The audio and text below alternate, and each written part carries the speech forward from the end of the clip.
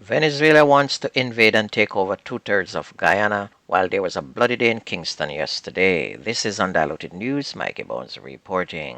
President of Guyana, Dr. Irfan Ali, wants a strong message sent to Venezuela by the international community that the rule of law will be upheld.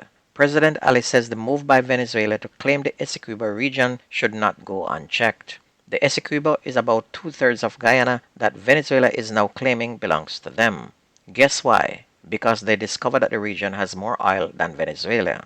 And he says the dispute properly belongs before the International Court of Justice. Therefore, the United Nations Security Council must call upon Venezuela to support and respect international law. He said the country is taking every steps to protect itself from Venezuela, which has ordered its state-owned companies to explore and exploit oil and minerals in Guyana's Essequibo region. Venezuela has claimed its citizens voted overwhelmingly in favor of a referendum that aims to give Venezuela authority over that region in Guyana, and it is part of a long-running border dispute between the two countries dating for hundreds of years. Guyanese need to get a coalition of soldiers from all the Caribbean islands, block off their border, and any Venezuelan who tries to cross into their country, either they be arrested or shot. So it's going to be open war once they try to invade that country.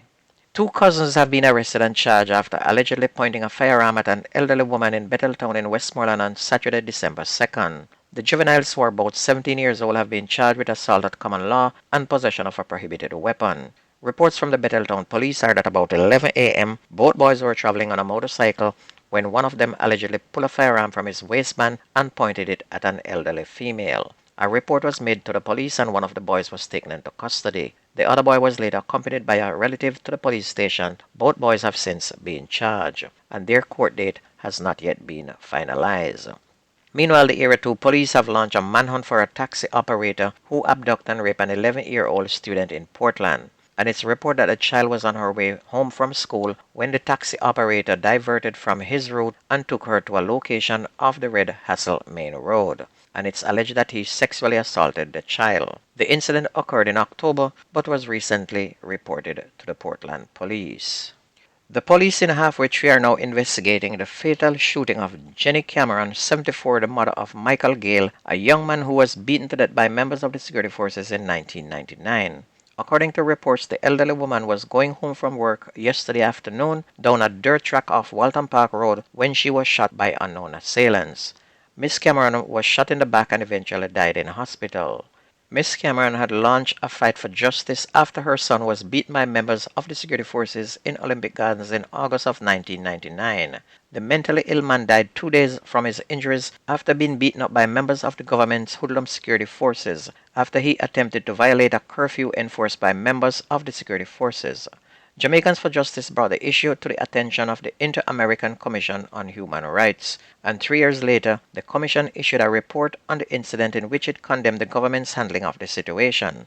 According to the IACHR, the government should publicly apologize to the family and give monetary compensation. Kent Pantry, the then director of public prosecutions, ruled that no one was legally responsible for Gale's death. Gale's death was described as deeply regrettable at the time by then Attorney General A.J. Nicholson, and the state compensated his family about $3 million in a settlement. Now, despite a 72-hour curfew which is enforced in Dunkirk following Tuesday's horrific massacre, gunmen attacked again yesterday morning, killing a businessman. Vendel Harvey Clark, 56 of Bray Street, is the most recent casualty. Mr. Clark was shot and killed at his house at 7 a.m. According to investigators, the businessman was sweeping the road in front of his house when he was ambushed by a gang of roughly 5 gunmen. The gunmen opened fire and Mr. Clark was killed on the spot. And the event yesterday morning came after a week of deadly attacks in the division, including a mass shooting at a market on Pine Street on Tuesday that killed 1 man and injured 7 others. The killing takes place even within a short distance from the police, who are usually in that space due to state of emergency. But the gunmen shoot and kill people the same way. And in another hot area, a man was killed and his 2 children seriously wounded during a gun attack in Hannahtown in West Kingston yesterday morning. The dead man has been identified as 55-year-old Mark Mackenzie of Upper Oxford Street, Kingston 14. And his children, who are aged 8 and 4 years old, are now receiving treatment for bullet wounds at a hospital. The Kingston Western Police said about 3 o'clock, Mr. Mackenzie was home asleep with his children when armed men entered the yard and opened fire on the dwelling. Mr. Mackenzie died after sustaining multiple bullet wounds while his children were shot in the leg.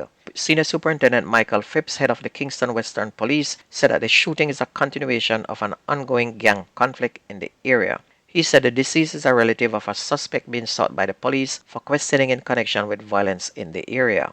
The police, he said, are searching for the suspect and have increased their presence in that neighborhood. A man was also shot dead on Spanish Town Road in the vicinity of St. Andrew Technical High School yesterday. The deceased has been identified as 22-year-old Tajay Morgan of Shearer Drive in Kingston.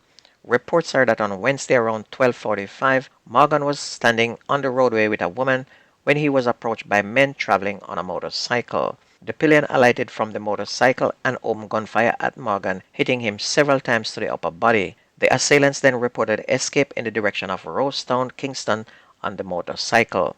Morgan was rushed to the hospital by police but was pronounced dead on arrival. And those 4 killings were in Kingston only, and we don't even mention any killings in the other 13 parishes so far. But we up to 4 in Kingston alone within 8 hours.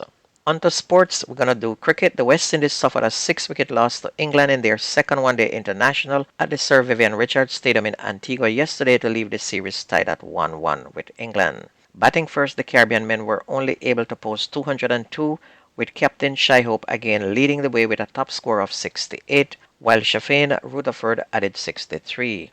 Only 3 other players got into double figures, led by Romario Shepherd with 19. Opener Will Jackson led England's chase with a top score of 73, while Jos Buttler saw them over the line with an unbeaten 58 as they got the victory at 206 for 4 with 103 balls remaining. Harbrook also ended unbeaten on 43. The third and deciding test will be played at Kensington Oval in Barbados on Saturday and will also be a day-night affair. On to football, Cavaliers Football Club were defeated 2-0 by Suriname's SV Robin Hood in the second leg of the CONCACAF Caribbean Cup at the National Stadium in Kingston yesterday.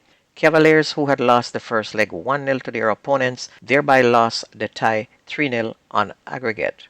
The victory assured that SV Robinson now advanced directly to the round of 16 of the CONCACAF Champions Cup in 2024, while Cavalier will compete in a qualifying round. And if you missed the news on this radio station, please go to YouTube and type in Jamaican Undiluted News. Listen, like, share, and subscribe to keep it going. That's news and sports on your favorite radio station. My name is Mikey Bones. I gone.